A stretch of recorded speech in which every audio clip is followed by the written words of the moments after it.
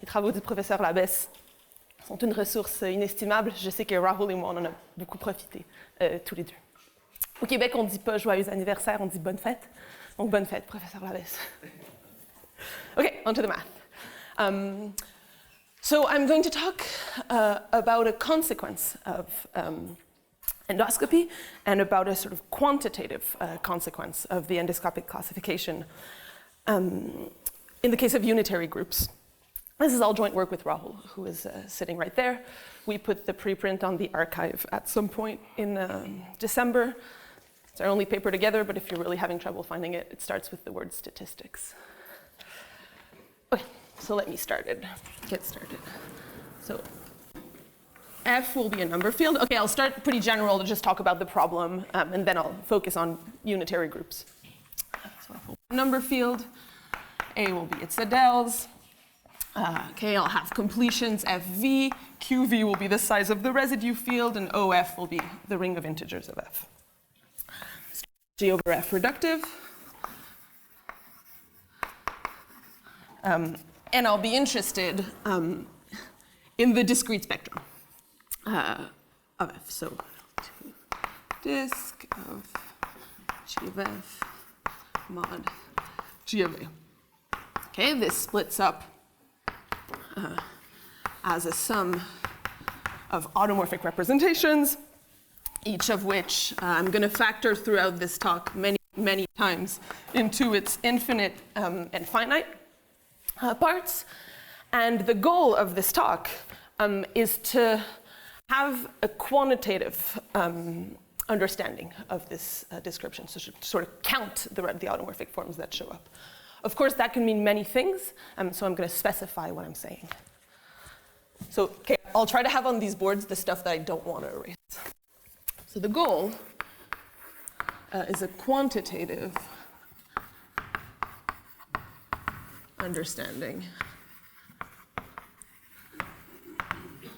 of this decomposition of the discrete spectrum. For this, what it's going to mean for me today is I'm going to fix, pi naught, a certain representation, so a representation at the infinite places, right infinity well. And then n will be an ideal of OF, and then to n, I'll associate my congruent subgroup, my compact open subgroup of the finite adels. So it's a full level congruence, if you want, subgroup. Okay, maybe congruence. You know what I mean. And what I'm going to be counting is the multiplicity of this representation pi naught at level n. So I'm going to take the sum over the representations such that pi infinity is equal to pi naught. And I'll be interested in sort of weighting this by the dimension of the kn fixed vectors at the finite places. And I'm going to be thinking about an asymptotic version of this question. So really the question I'm going to talk about today is how does this multiplicity of pi naught at level n grow as the norm of n goes to infinity? Okay, that's the question. A related and maybe more classical, arguably more classical question, that's the one that motivated me in this entire story, is that of the growth of cohomology. So let me just sort of write down what that would look like. So a related question is if we let gamma n be really the congruent subgroup that you get by intersecting kn with the rational points, and then xn be the corresponding locally symmetric space, then you can ask, how does, let's say, the L2 cohomology of gamma n, let's say with trivial coefficients, grow? Okay. When I say how does the dimension as n goes to infinity. So this is a motivational question, but a way in which it'll be important is that for us we'll be considering, okay, so this question reduces to that question via Matsushima's formula and considering cohomological representations that are cohomological at infinity. And those are the ones we'll be considering in this talk. Okay, so what do we know? The first results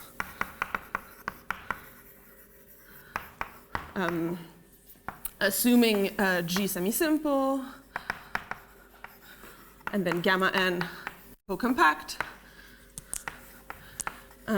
are those of de George-Wallach. There's been the first results for general groups, I should say. So this is a well-studied question. That theorem dates from 78. And it says that the limit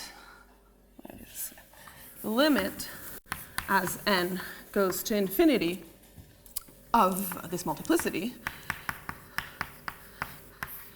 and I'm going to compare it to the volume of the symmetric space.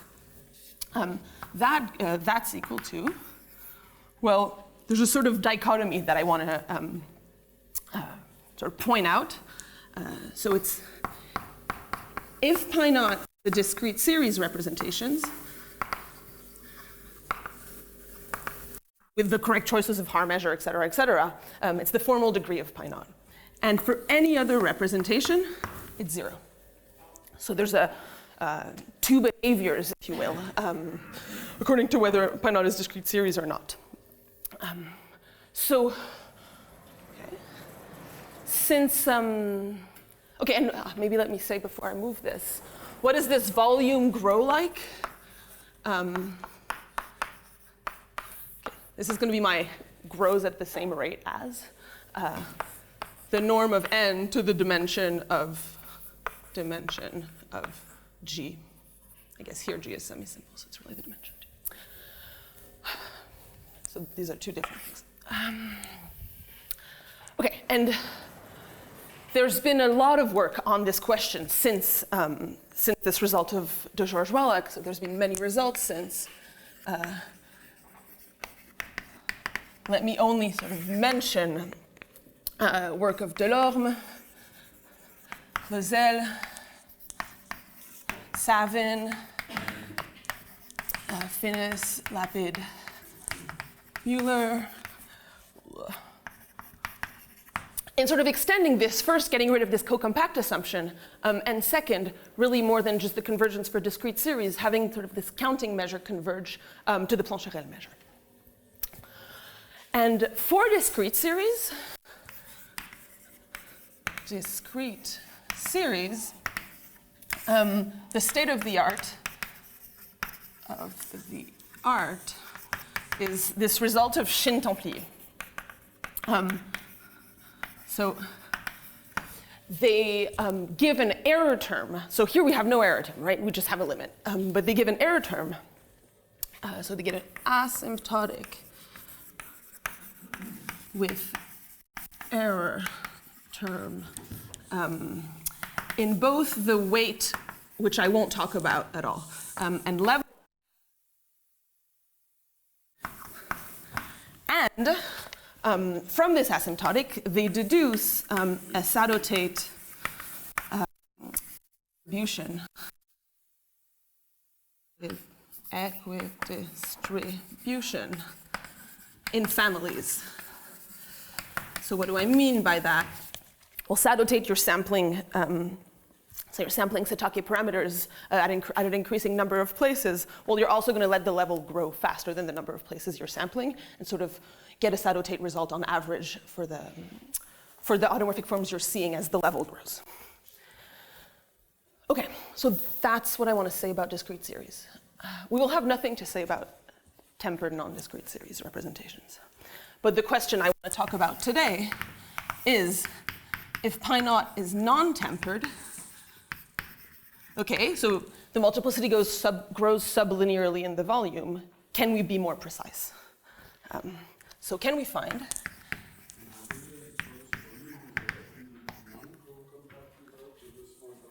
Pardon me? In the non-compact case, Uh-huh. and there is this thing of Karlstein where he claimed that there is a similar thing for the non-compact case. Okay.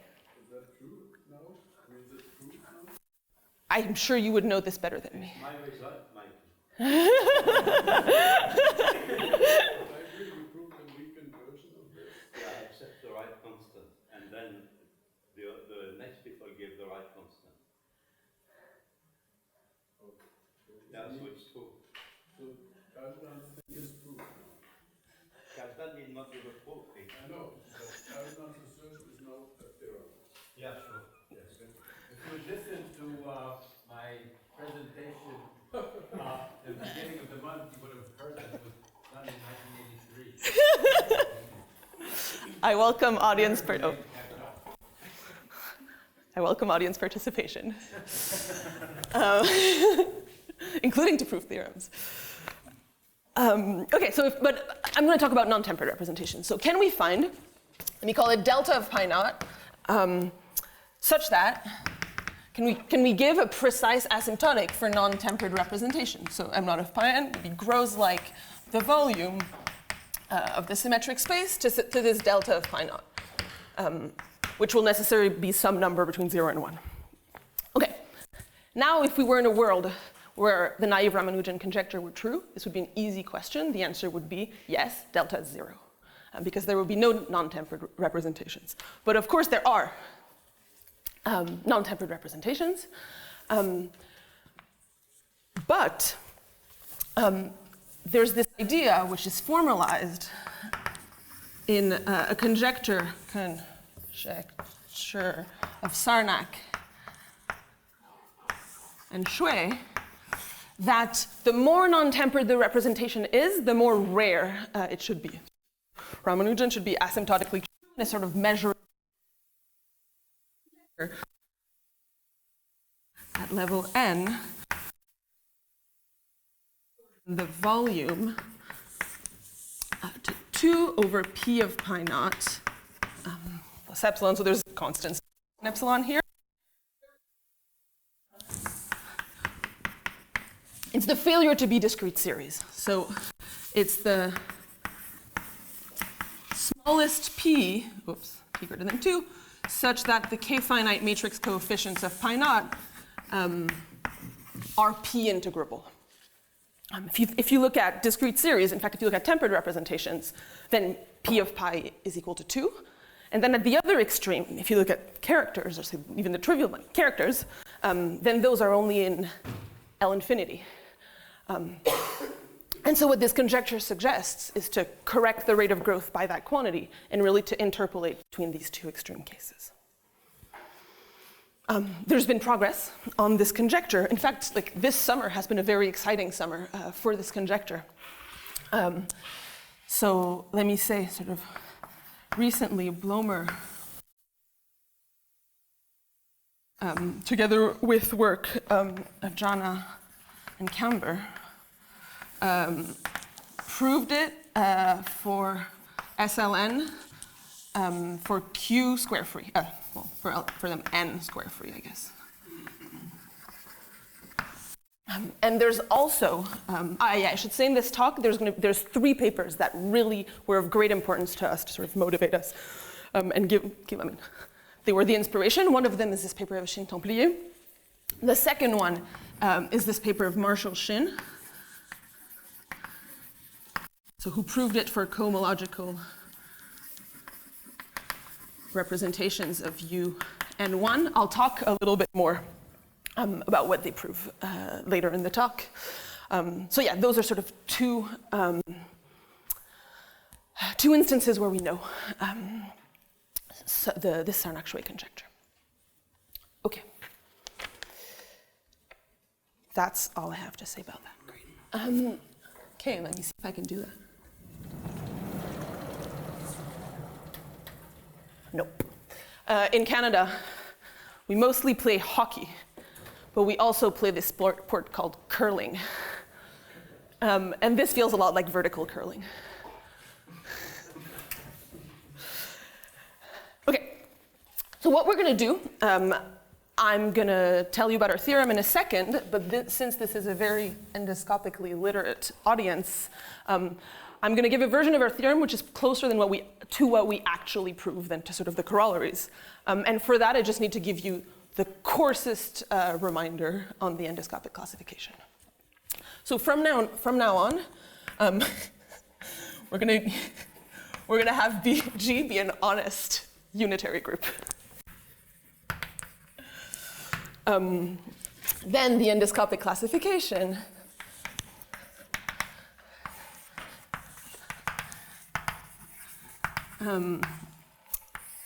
which was proved by, Arthur for split orthogonal symplectic groups, then Mach for quasi-split unitary group, and then Caleta, Minguez, Shin, White, with substantial contributions from about half this room, states that this L2 disk decomposes as a sum over A parameters. So I'm going to have pi inside the A packet with the right character. I'm not going to talk about the character until the very, very end. So decomposes as a sum over A parameters. What are these A parameters? Well, they're these formal objects, right? Like this. Tau I di. What is tau I? It's a cuspidal self-dual automorphic rep on GLNI. And then this di is the dimension of the Arthur SL2, so of the representation of SL2 in the parameter. We're just going to think about these as formal objects. Okay, and so what we're going to do is use this decomposition to derive quantitative results. And we're going to do that inductively using these parameters. And in order to do this inductively, what we want to record the right amount of combinatorial data that will allow us to induce on all parameters that sort of look the same. And so this brings me to the second definition that sort of will matter throughout the talk, is of a shape of rank n. It's just the data that encapsulates the necessary information to do induction and nothing more. So what is it? I'm going to denote it delta. It's going to be a sequence of triples ni, di, lambda I, where these two, just natural numbers such that ni, di add up to n. And this is going to be a regular integral infinitesimal characters. Infinitesimal character of rank ni. So I'm remembering nothing about the cuspidal except the infinitesimal character at the infinite places. Okay, and we'll say that psi is in delta if it has the right. If psi is tau I di with the right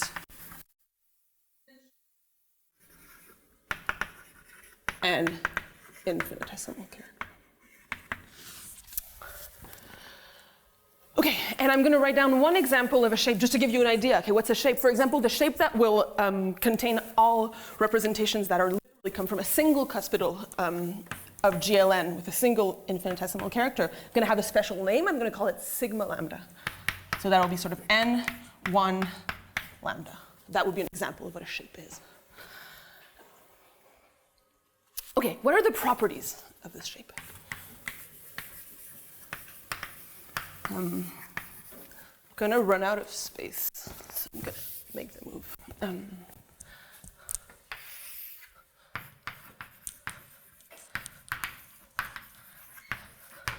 Well, first, and sort of most importantly, it determines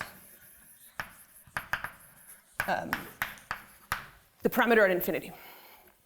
Then it's the right data for induction.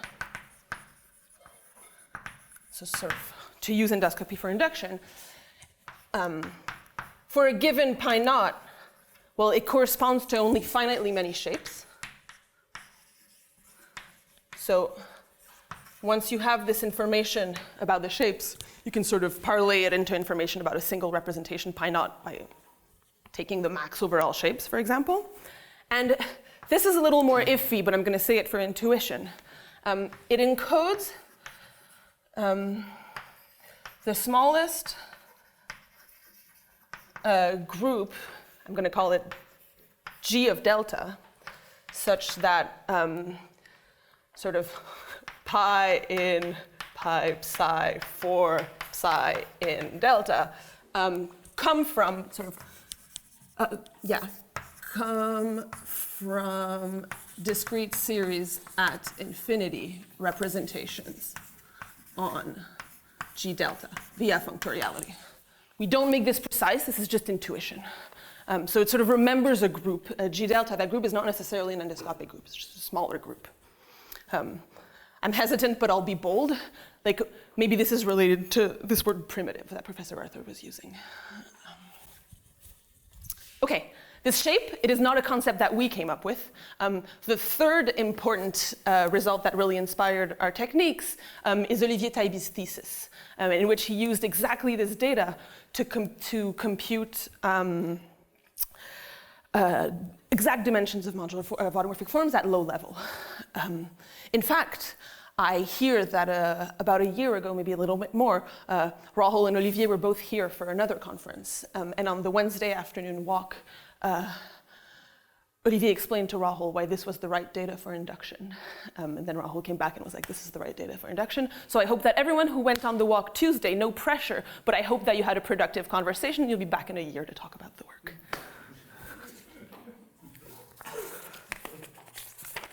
Okay, time for results. Ooh, I can do this. I can do this. I apologize to all the gods of the board. I hope that they won't fall on me for not using the buttons. So now that I've told you about these shapes, instead of telling you about multiplicities, I'll tell you about multiplicities, but counting only the instances of the representation that appear in packets associated to parameters of a certain shape. That's what giving me this definition before bought you. And that's really how we prove. So the theorem has two parts. We get upper bounds for general representations, and then we get exact asymptotics in some special cases. So first, so results. Let me write, so I'm going to sort of have a slightly modified version of my multiplicity count, which will be the sum for all parameters of a certain shape, all representations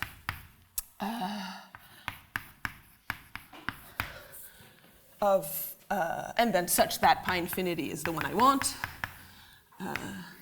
dimension pi f to the k. Okay. For this modified count, we prove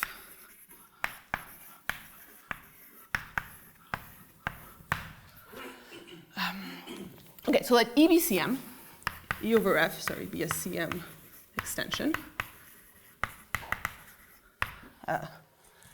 G over F be unitary, defined with respect to E. Pi naught is cohomological. And N is only divisible by primes that are split in E. Then there exists R of delta, explicitly computable. So we compute it putable from delta, such that, okay, now let me use color, because this is the nice equation. Later there's going to be a bigger equation, and I want you to follow along. So such that the multiplicity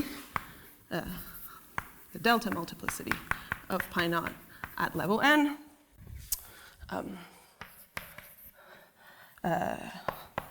n to the r of delta plus epsilon. So that's the first thing we show. So we give upper bounds that depend only on this sort of coarse information in the endoscopic classification. Okay. Second, if additionally E over F is unramified. It's CM, so it can't be unramified at the infinite places, but it's unramified at all the finite places. And delta is, we gave it a name, it's odd generalized Saito Kurokawa. What does that mean? Let me tell you now, why not? It means delta has one bit with a cuspidal and no Arthur SL2, so N1, I should say. And then bits with big Arthur SL2, but one-dimensional sort of cuspidals. So DR, let's say, R. That's what we mean. Why would they call it like that? It's because of Sir Arthur's beautiful, very explicit paper on SP4, in which one of the parameters that he talks about are these Saito-Kurokawa parameters, and these sort of look like that. Additionally, we require that the DI are odd, that's why we said odd, and then distinct. Okay, so for these specific representations, for these specific parameters, either M delta pi naught n is just identically 0, don't see pi naught in representations associated to delta, or, and in this case we're going to do a little bit more than just count the representation. We're going to weigh it by a function, by an unramified function at a finite place. So we can have slightly more precise information. So for any v not dividing n finite, and any test function, unramified test function on GV, we have, okay, so now let me stick to my colors. In blue is going to be the count, it's going to be a weighted count. Okay, so the great thing about this board is there's enough room to write this ungodly formula on one line, which is very exciting. Sine delta, pi in pi psi epsilon psi, such equal to pi naught, dimension of pi n. The modified count, which I put in the wrong color. Someone could have stopped me, but no one did. So now it's like a level 2 version of the stock. Okay, and so this we modify by the thing that should have been in the other color. So if we compare it with this R of now negative delta, because they're going to be on the same side of the equal sign, the epsilon is accounted for by this thing, which is just a bunch of Euler factors. Then that is equal to a mass. Tell you in a second what goes in there. And then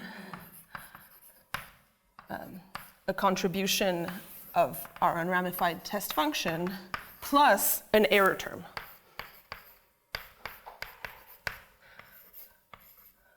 To the B of F. Okay, so how do we read this? Well, if the right colors would be there, this is the count. This is how fast it grows, plus some little epsilon thing. And we have an exact count. What does it depend on? Well, this is the Plancherel measure of the trace Fourier transform of F, but it's not the Plancherel measure on G. It's the Plancherel measure pushed forward from this group G delta that I was telling you about. So it's sort of a weird measure. But it is what it is. And what goes in this one, so this is an explicit constant. The size of the A packet at infinity goes in there. The formal degrees of the discrete series from which I induce go in there. And there's some Tamagawa numbers that go in there. That's sort of what goes into this constant term. Okay, and then with error terms that depend on the function and on the level.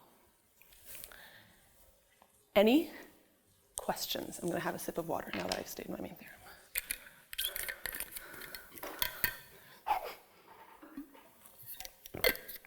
Okay, so what is this theorem good for?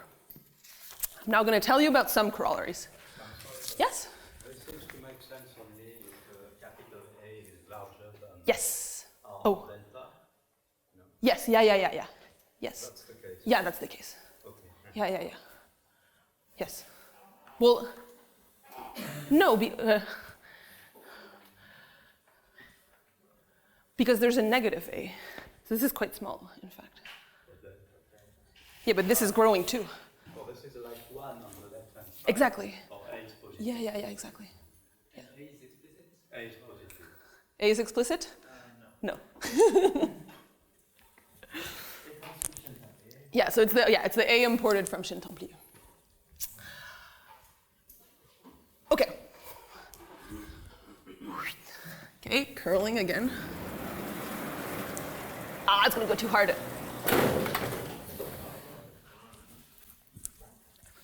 Now I really apologize to the gods. Any other questions? Okay. Does the constant also have any arithmetic meaning? Or does it Has a Tamagawa number, so I would say to that extent. Anything else is really spectral information at infinity.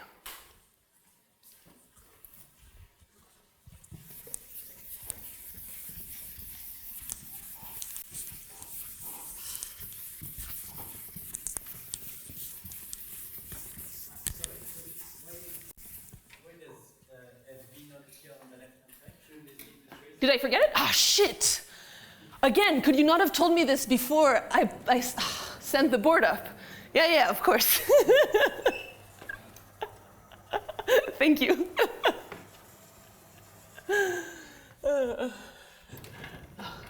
I'm never gonna. Yeah, absolutely. Trace. Yeah, of course. Trace. 5v, thank you, of fv is equal to. Yeah. Otherwise, I mean, okay. Otherwise, it would be a really sensational theorem, or false, one or the other.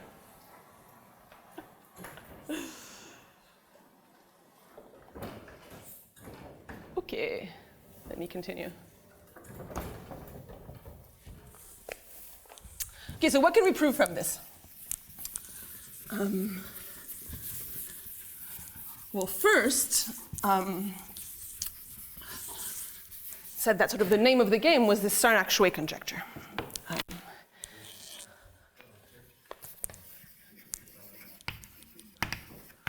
So one, we not only prove, we beat the expectations of the Sarnak-Shue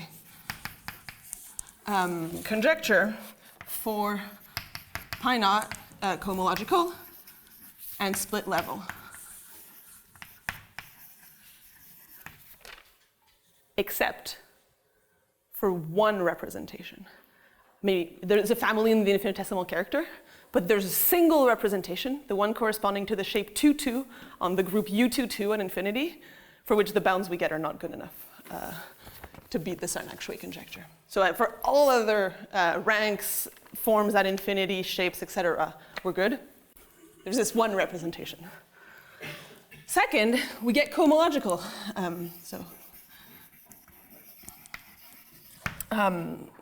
So first, maybe let me say for upper bounds.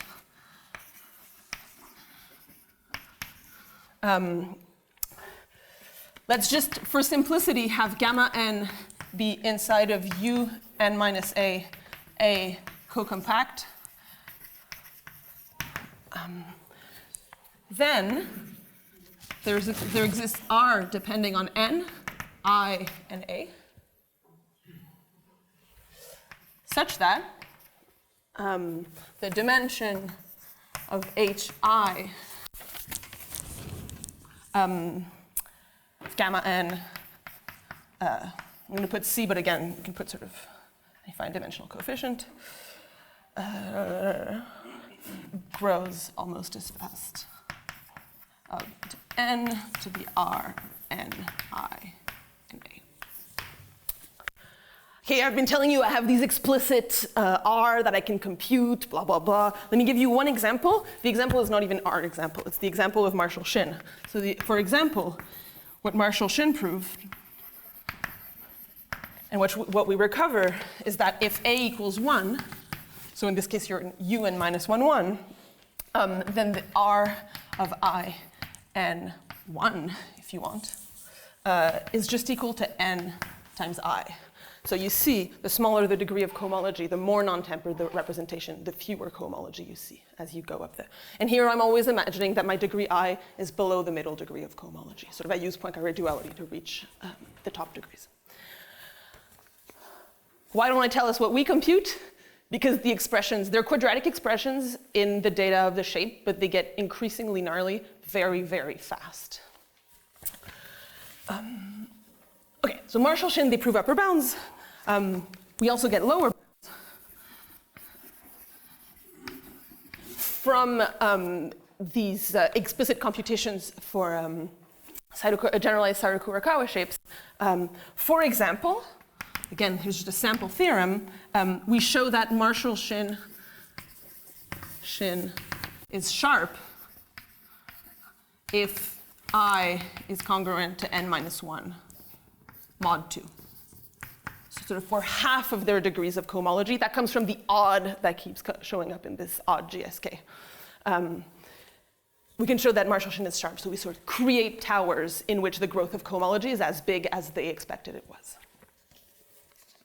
Okay. And then for a third application, for which I very much need this FV that I was reminded to add, we can prove also a Sato-Tate result in family.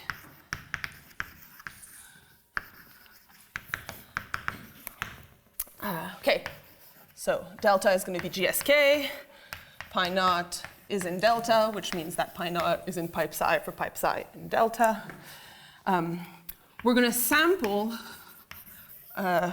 Satake parameters of finite v's that will never divide n, even as n grows, and that all have the same splitting behavior in E. So we have sort of two results in some sense, for the split and the non-split V. And we're going to let n go to,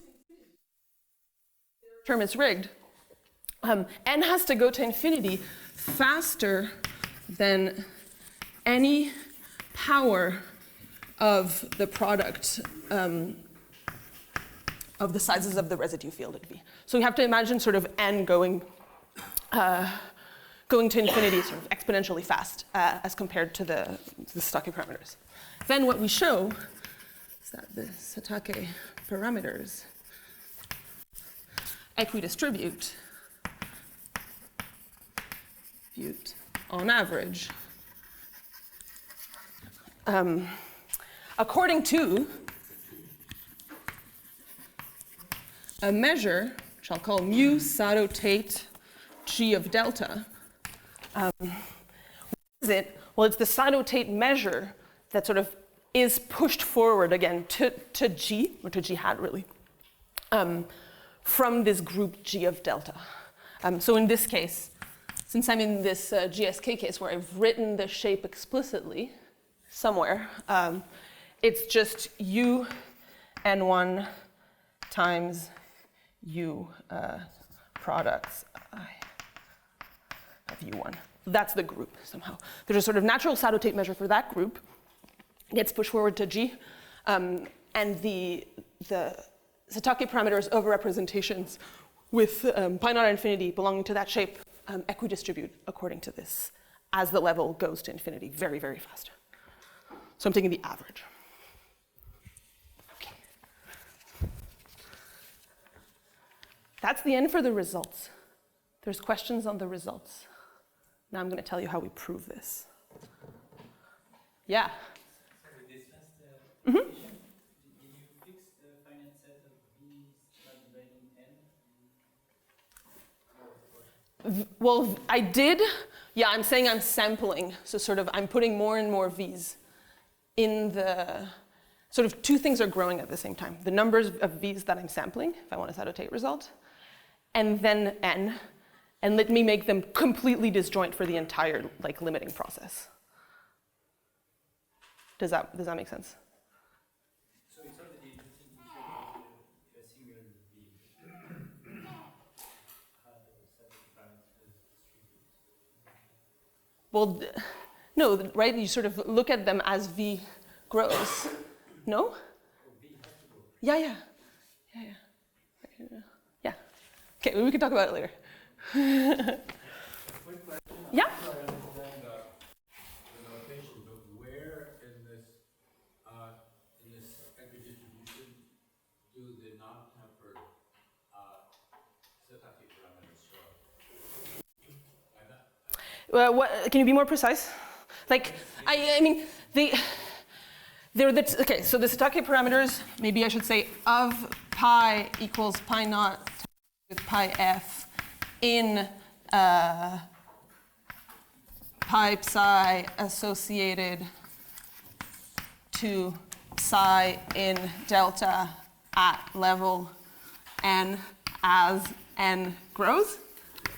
Does that I guess I'm not sure where you're allowing cohomology below the middle degree, where the Satake parameters are a different shape.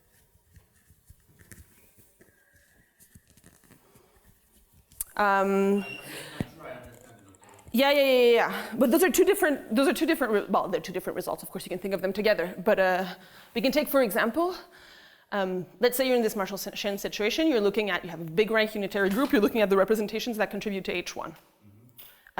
You look at the Satake parameters of those representations that contribute to H1. They equidistribute on average according to the sadotate measure.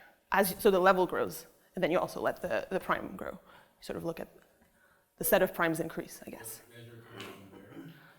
So this measure, I'm not being very specific about, but there's this group G delta. It's UN1, so my big piece in this, I'm working with these very specific parameters. My big piece times a bunch of U1s from all the pieces where really I have these sort of parameters that only have Arthur SL2 piece, only have Arthur SL2 part.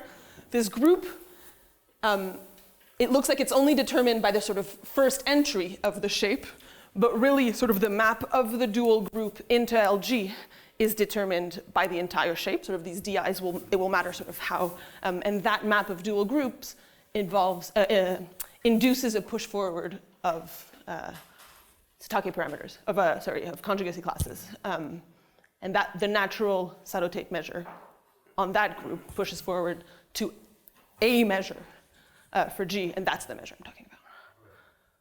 Yeah? Okay, I don't know if I understood the question, but okay, the way I understand it Yeah. is, okay, if you are F homology outside the middle degree, Yeah. this will come from Arthur parameters, which are non-tempered. Correct. Okay. In that case, what does it mean for Satake parameters, which are not even unitary, to equidistribute? Okay. Does that mean that the things that give rise to them in the endoscopic group equidistribute? Sure. Let's maybe say that. I'm not sure I'm like... Okay, in that case, it's not obvious to me. Okay. If I understand it, I'm not sure I do, but if I understand it, I think it's, you have a tempered piece to any of these families.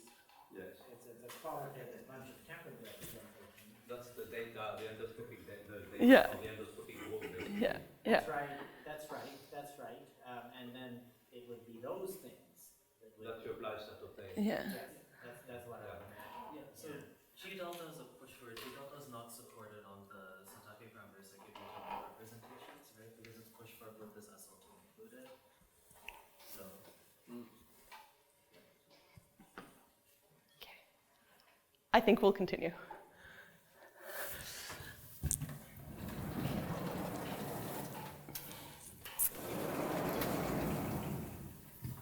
Okay, so I'm going to talk about now how we prove this. So as I said, we use the endoscopic classification, and really we use the sort of coarse outline of the endoscopic classification. So what I'm going to show is a sketch of the proof. Goes in sort of 4 steps. There's one step, which will really be an aspirational step, that involves a bunch of transfer identities, none of which we can prove in sort of general. And what all the assumptions in our theorem amount to is reducing ourselves to cases where we can sort of establish or sort of use. These transfer identities already exist, that's what I should say. So the strategy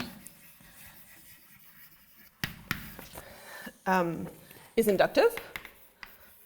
So it's to induct from Shin Templier using the stable trace formula.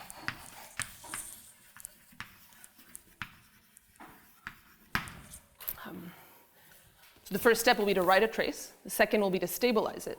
The third would be to study the stable pieces using twisted endoscopy. The fourth one to sort of input this Shin Templier thing. So let me write this. Everything here is completely impressionistic. So first, choose a test function such that you can write your multiplicity for the shape delta as the delta part, so the sum of the parameters of this shape of the invariant trace formula for a suitably chosen test function. So what is this? Sort of the only reasonable thing, it's the indicator function normalized of the congruence subgroup. And here, it's a pseudo-coefficient of the discrete series that appears sort of in the character of my representation pi naught. So what I mean is sort of if I decompose my representation pi naught using standard representations in the growth indeed group, there's some discrete series that appear. And those discrete series are not shared by the other representations in the packet that pi naught lives in, and sort of this packet associated to the shape delta. And so it tells this representation apart from the other representations in its packet. And that's all we need, because we don't need to sort of tell it apart from the entire spectrum. We just need to tell it apart from the other representations in its packet. Okay, so that's step 0, just to write a trace. Step 1 is stabilization. I say this as if using sort of the full machinery of the endoscopic classification and sort of the stabilization of the trace formula. I'm going to write it, actually. This is a nice with Professor Labesse. So, okay, I'm going to write this I delta G f f naught fn. I'm going to write it as the stable piece, and so stable G piece. If not in the state, the sort of stabilization doesn't see difference between these pseudo-coefficients and the associated Euler-Poincaré function. And then, instead of writing SG, I'm going to do this trick, is referred to as hyperendoscopy and appears first in the thesis of Axel Ferrari, who was Labesse's grad student, to sort of feed this, like rewrite each of the stable pieces in terms of more and more invariant pieces. So what it looks like is instead of a sum over endoscopic group, it's a sum over sort of hyperendoscopic groups, so endoscopic groups of endoscopic groups. So I'm going to write this as HL of G. There's a -1 to the length of H. I'm not going to be precise over this for a reason that you'll see in a second. So I, H, E, P, lambda, H, F, N, H. Okay. And the first, so we're working asymptotically, right? So we have a lot of freedom. And the first thing we get is that by induction, this is all happening on smaller groups. This has lower order in N. So we can sort of completely ignore it and really work only with the stable piece for G.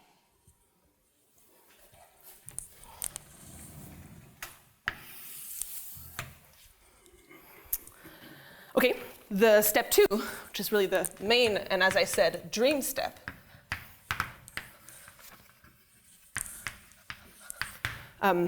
is to use this combinatorial data of the shape to write this SG delta as, well, to sort of use the shape to decompose it. So on these groups GI prime, and then, now I'm going to use this notation that it wasn't just an example, it was notation that I'll use later. It's the simple shape, the simple cuspidal tempered shape of rank n. So S gamma lambda I, these are my little, of B, P, lambda I, and GI to the DI. If I have the time at the end of the talk, I'll tell you what, okay, so this is a dream step, right? We cannot prove this in general. We can prove this in these sort of extremely limited cases that are in the second part of the theorem. So basically, if something isn't split, it's unramified. And the parameter has to be sort of such that there's no mixture between the arthoressel. There's no cuspidals on anything other than GL1 that sort of are associated to non-trivial arthoressel2. There's even one more thing. Okay, and then the third step, sort of to step 3. So I'll finish the talk by telling you the local identities that would imply something like this. Is to compute the asymptotics of this simple shape to which we've reduced ourselves. And so how do we do this? Okay, so we have this simple shape on G that we want to compute. Now G is sort of a smaller G by induction. Have further Poincaré and then F of n. Like this. We want to compute it. We can't. What we can compute by computing the invariant trace of the Poincaré function and reusing the trick here, but in the other direction, so sort of to move between the stable trace and the invariant trace at the expense of lower order terms, is this. So it's the full trace where I have removed any specification of which parameters I'm looking at. But if I do that, well, this function, it's not going to only pick this simple shape. It's going to pick up every other shape that has the same infinitesimal character. So S, G, delta, E, P, lambda. But this, by induction, has lower order.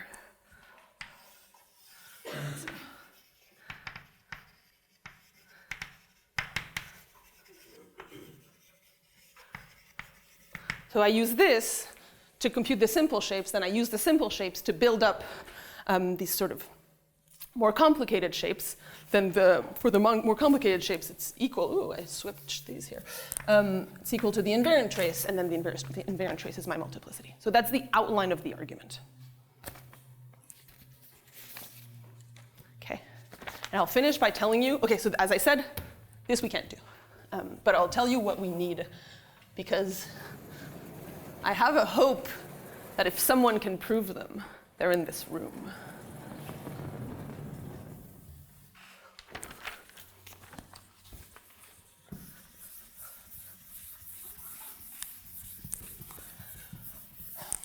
Any questions about the outline of the argument?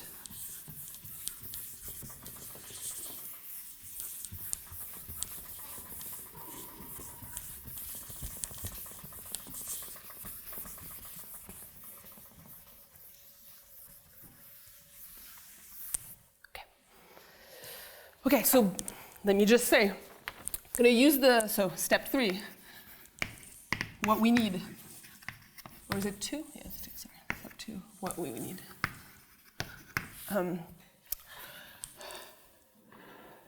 Okay, so let me write this maybe just a little more, like spell out what it is. So I'm going to use here stable multiplicity formula. So it's the sum over all these packets of, okay, so my character epsilon psi evaluated at the distinguished element associated with the parameter psi. I'm sorry for the non-experts, it's now the 4 last minutes. Okay, this is sort of math cal S psi, so just the size of the group. And then, well, a twisted trace on GLN of the representation associated to psi. Okay, and here I should sort of on GLN. I mean, that's not even, anyways. Let's leave it like this, and but of course, there's even an issue here. Fn only, it's only unramified at split places, so then un is actually GLN. Okay, to compute this, we would need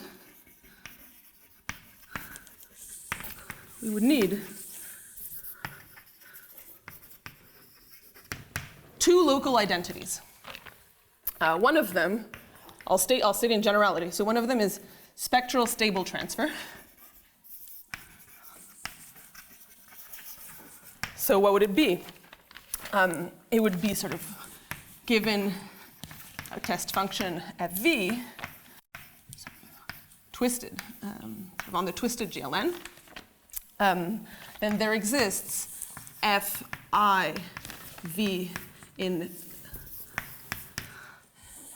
on g tilde nidi. So now what I'm doing here is I'm splitting up my shape that has many pieces into simple pieces, such that for me rewrite that the shape, I'm going to ignore the infinitesimal character for a second, because these are sort of local questions at the finite places, such that for all psi of that specific form, so sort of all psi, some psi in this shape, okay, well, the trace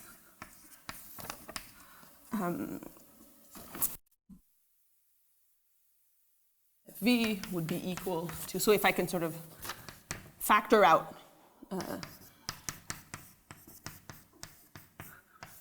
f of I, because that would be the first stream, and sort of split up a non-simple parameter into simple parameters and have sort of the requisite trace identities that allow you to do this. The second one is very similar. Okay, here I've gone from composite parameters to simple parameters. Now I'm going to go from parameters that have an Arthur SL2 to sort of getting rid of the Arthur SL2. So this we call Spee transfer.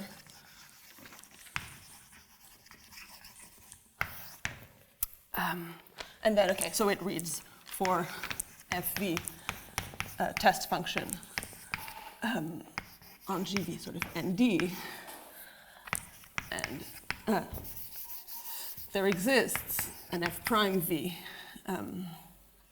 in, okay, well, I'm getting rid of the G tilde, just N, such that for any psi, it's of the form, you called it phi suggestively D, the trace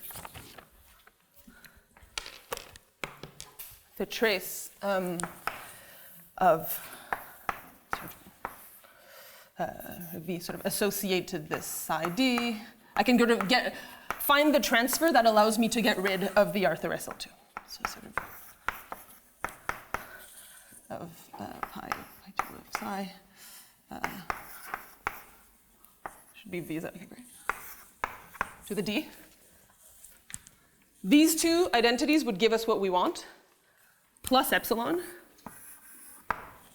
And by plus epsilon, I mean plus some understanding of the statistical properties of the character epsilon psi that shows up in the endoscopic classification. So it's a pretty serious epsilon. That was supposed to be a joke. Okay, so if we could prove those two things, we would be able to get exact asymptotics for all non-tempered cohomological representations. Currently, as I said, we can sort of do it when test functions are unramified, just using the Satake isomorphism. And we can cobble stuff together when the places are split, where really what's going on, I mean, at that point, it's mostly parabolic induction, so the transfer is just the constant term. But in general, we need help. Okay, thank you very much.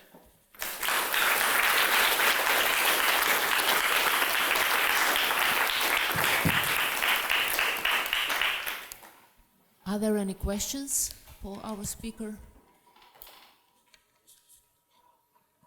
Yeah. Actually, so I don't understand. Is the joke a joke? No. The joke is plus epsilon. Let me explain. I mean, first of all, you said of the character epsilon. Epsilon is after the epsilon, as I understand. Yeah, exactly. How the after characters, which is essentially the sign of a functional equation, Exactly. Behaves in As you grow the level. Is not a joke, actually. But of course, the joke was that epsilon makes it sound like it's a very small thing. No. But of course, it's very. The joke was the contrast between the smallness of the letter epsilon and the monumental work of trying to do this. So in any case, this is what you need. You want to know how it behaves in family. Yeah. Okay. Exactly. Any other questions?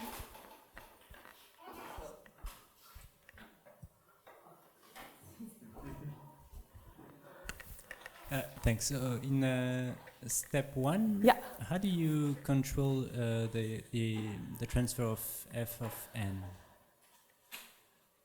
How do I control say again, the transfer? Yes. By assuming it to be split. Yeah. Yeah. That's why. Yeah. But then actually, I mean, in this same paper of Ferrari, there's some, like, he shows that, he shows sort of fundamental lemma for congruent subgroups. So you should, maybe you could buy a little more, but we haven't done it. Any other